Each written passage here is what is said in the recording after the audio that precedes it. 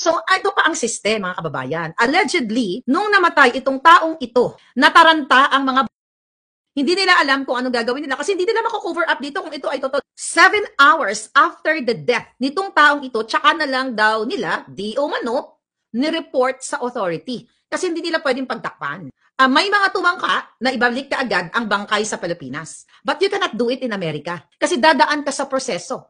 Kapag suspicious ang kamatayan ng isang tao, kasi hodang ikaw ay powerful na personality, kasi hodang ikaw ay powerful artista o whatsoever, hindi ka makakalusot. Paano ngayon ninyo pagtatakpan na may kasama kayong nategi, dito sa Amerika pa nategi sa Los Angeles and sa Beverly Hills, social ang kinamatayan.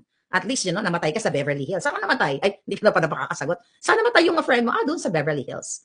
Kung ito ay allegedly 7 hours na report, ang kanyang kamatayan, may mga titignan na anggulo ang authority. Pwedeng nag-obstruction of justice, tampering, pagtatakpan mo, baka gusto nilang sabihin, inatake sa puso. For sure, baka yun kung sa Pilipinas kasi pwede nilang palabasin na inatake sa puso o na ganito na ganyan kasi nababayaran lahat ng kapulisan.